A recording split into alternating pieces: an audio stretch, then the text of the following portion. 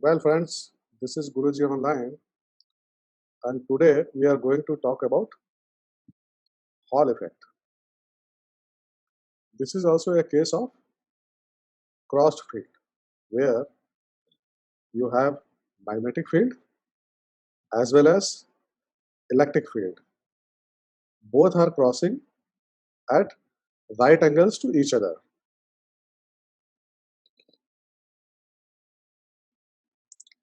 You have seen in my previous video while explaining the electron beam in a cathode ray tube, the beam of electrons in a vacuum can be deflected by a magnetic field that we have seen. Now, let us see whether the electron which is drifting inside the conductor, whether it can also be deflected due to the magnetic field, and if it is deflected, then what happens? Whether the wire bends, or what is the mechanism inside the conductor while electron is drifting when a current is passed. Actually, in 1879, Edwin H. Hall,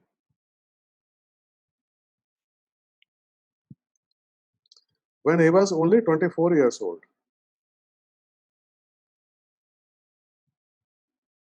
he found out this Hall effect. Basically, this Hall effect allows us to find out whether the charge carriers are positive or negative, and number of charge carriers in per unit volume. So this Hall effect allows us to find out whether the charge carrier is positive or negative, and how many number of carriers are there per unit volume in a conductor. Please remember this definition. Now let us see the quantitative part of this. Suppose you have a conductor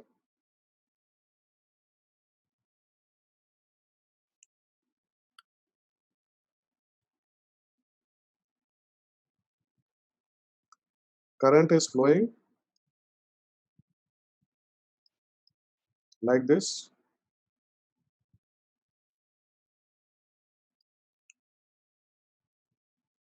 and there is a magnetic field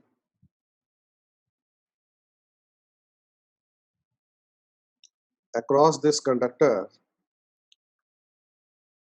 perpendicular to this sign of showing the magnetic field shows that magnetic field is pointing inside perpendicular to the plane. Now suppose one electron is there,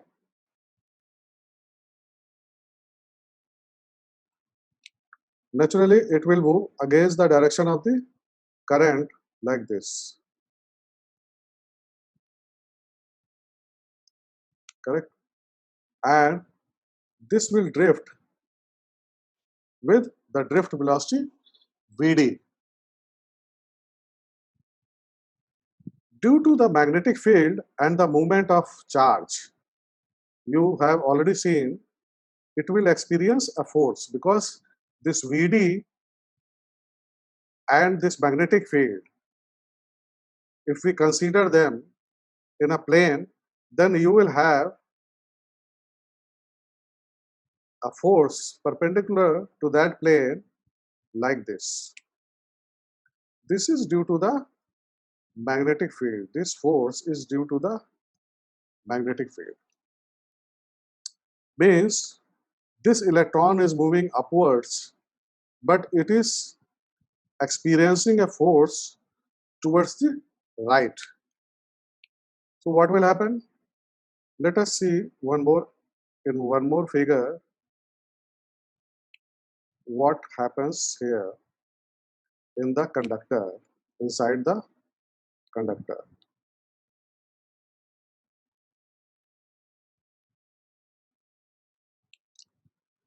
This electron, of course, there is a magnetic field.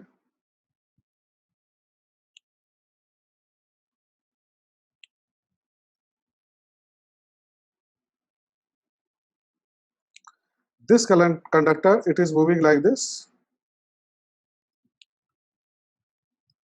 Vd, and this is experiencing a force like this, Fb.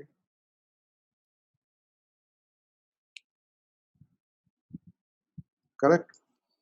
So now this will come to this wall. Like that, whatever electrons they are drifting, they will be concentrated on the right wall of the conductor. And naturally, there will be a potential difference because of concentration of electrons on right wall. Left wall will have the positive charge, and because of this will have an electric field inside the conductor like this. Correct? Now this electron, now it is experiencing a force due to the magnetic field as well as electric field also. And due to this electric field, this will have a force due to electric field in the opposite direction of the magnetic field. So Hall effect, in the definition I told you, it allows us to find out the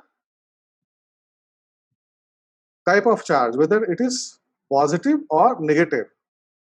Now, when it is electron, your current is like this.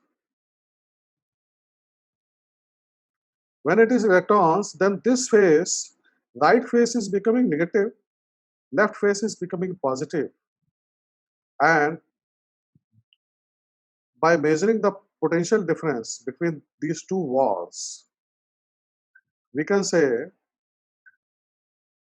which wall has higher potential and which wall has lower potential.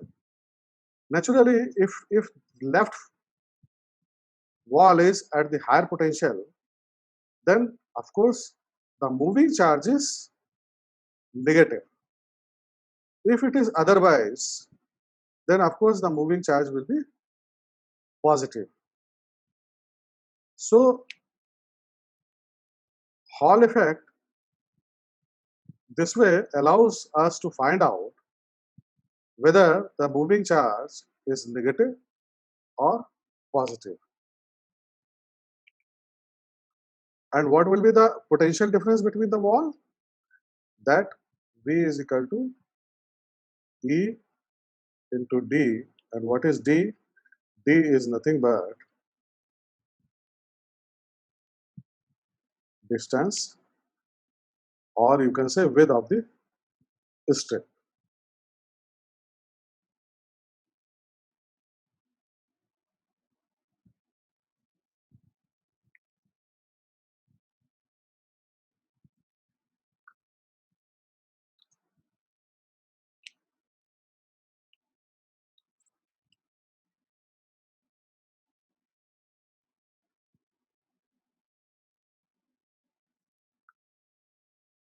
Now, this phenomena of Fb and Fe force, this phenomena gets into equilibrium very quickly. That's why you don't find any bending effect in the wire when you connect any wire to the current, because this process is very quick. Ultimately, Fe will be equal to Fb, and electron will start drifting in the middle the same way without any effect. Here, Fe is nothing but E into electric field, and Fb charge into Vd. Here it is the drift velocity, and of course your magnetic field. Vd is nothing but, with this, it will be equal to E cancels out, E upon B, and Vd we know is also equal to J upon N E, where N is nothing but number of charge carriers per unit volume. If you go back to our previous videos, you will find this. So here, if we combine these equations, it will be nothing but, N will be nothing but B into I upon V, that is potential L into E, where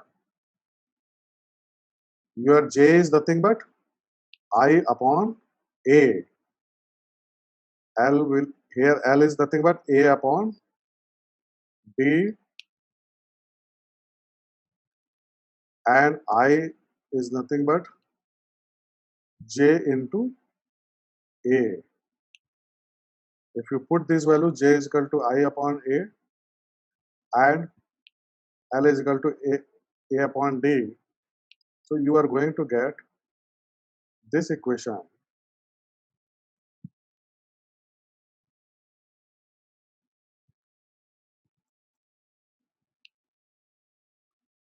And here you know magnetic field, I current you know, voltage you can find out, and L, of course, this is the L length of the